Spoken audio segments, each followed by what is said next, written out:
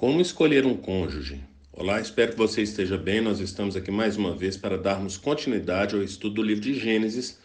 Hoje, Gênesis capítulo 24, mas antes é necessário que a gente faça alguns pedidos. E o primeiro é para que você não apenas curta, mas compartilhe esse estudo com outras pessoas, para que outras pessoas venham ser abençoadas. Outro pedido é para que você nos siga nas redes sociais ali da igreja, porque através dela você vai verificar os dias, horários, temas dos estudos que nós disponibilizamos ali na igreja. Portanto, venha participar, porque certamente você será abençoado. E outro pedido é para que você leia todo o capítulo, hoje no caso, capítulo 24. Você vai perceber que o texto de hoje é um texto longo, são 67 versículos, portanto, leia todo o capítulo e depois venha participar aqui do estudo.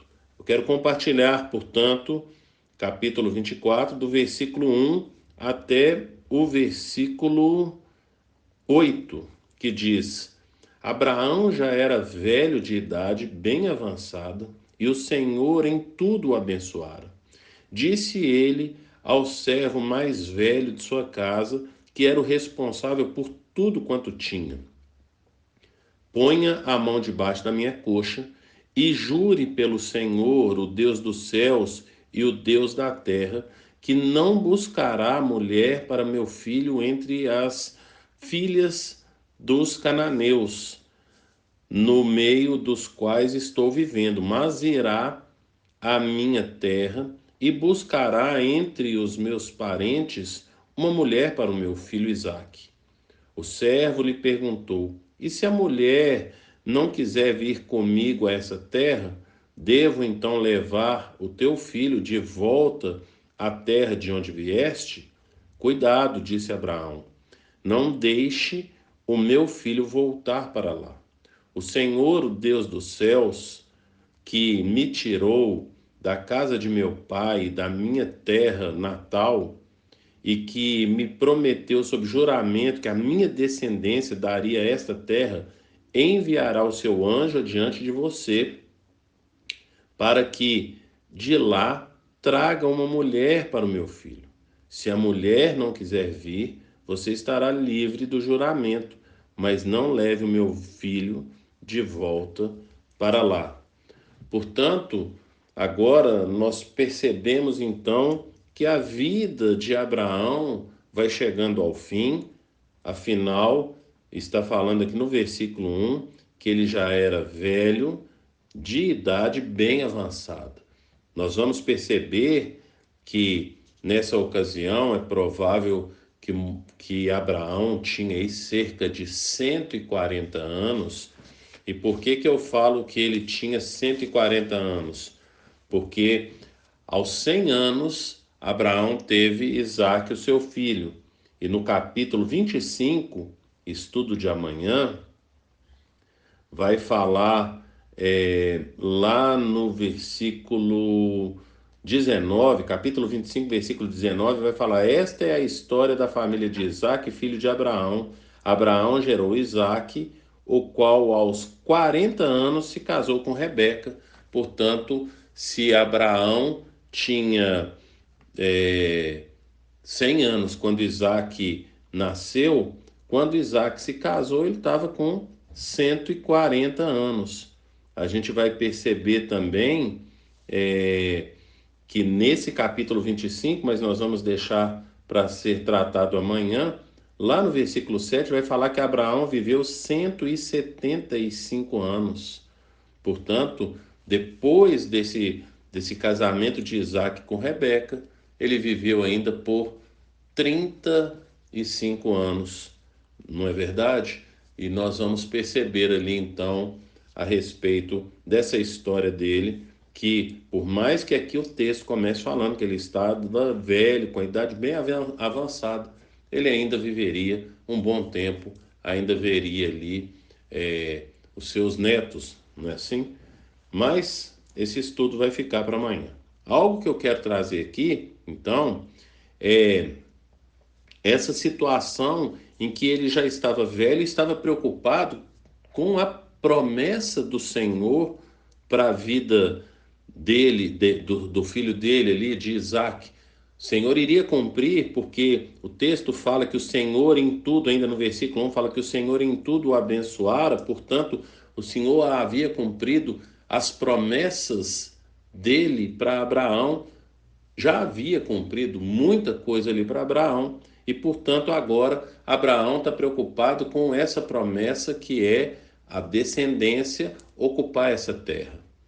Então, nós percebemos aqui que são levantadas aqui algumas possibilidades para esse casamento de Isaac. Algo que Abraão faz num primeiro momento é essa oração e essa confiança de que o anjo do Senhor iria conduzir tudo.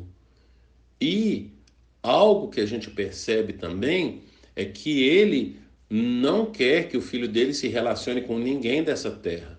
Portanto, quando o servo ali vai falar com Abraão, né? Esse servo ali responsável pela sua casa, vai falar com Abraão e vai colocar ali algumas possibilidades, a gente percebe, portanto, que Abraão vai dar para ele algumas possibilidades, mas apesar disso, não é assim? Ah, se não acontecer, se não achar ninguém, então você está livre, mas apesar disso, Abraão está confiante de que o Senhor há de confirmar isso tudo. A gente percebe também um servo, e existe a possibilidade desse servo, então, de Abraão, ser o Eliezer, ali de Damasco. E você vai ver o Eliezer de Damasco, ali no capítulo 15, versículo 2, que ele seria o seu descendente. Aqui, no capítulo 24, não fala que é ele, mas se for ele, a gente pode perceber a fidelidade desse servo com Abraão, apesar de Isaac ter, entre aspas, tomado ali aquilo que seria seu, isso não faz com que ele deixe de ser fiel. Portanto, a gente percebe fidelidade desse servo, caso ele seja o Eliezer. Mas, voltando então para a nossa proposta do estudo de hoje, a gente percebe alguns princípios aqui para que Abraão escolhesse uma esposa, ou melhor, para que o servo escolhesse essa esposa para Isaac.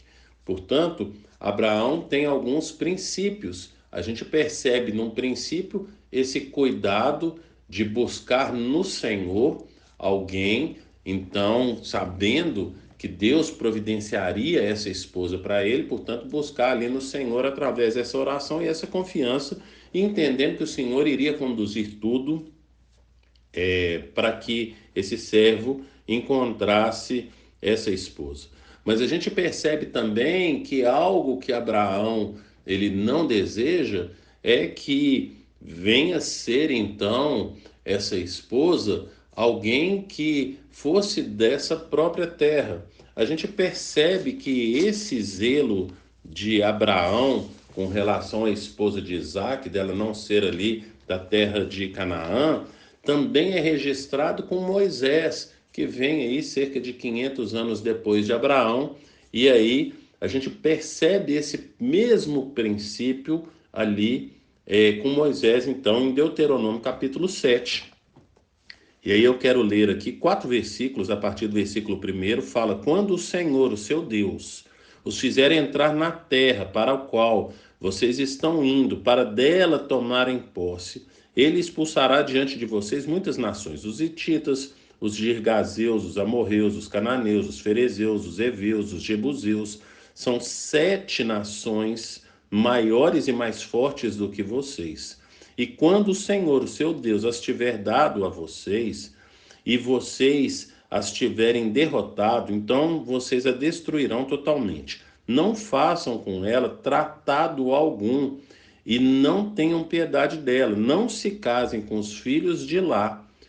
Não deem as suas filhas, não deem as suas filhas aos filhos delas, nem tomem as filhas delas para os seus filhos, pois elas desviarão seus filhos de seguir-me para servir a outros deuses, e por causa disso a ira do Senhor se acenderá contra vocês e rapidamente os destruiria.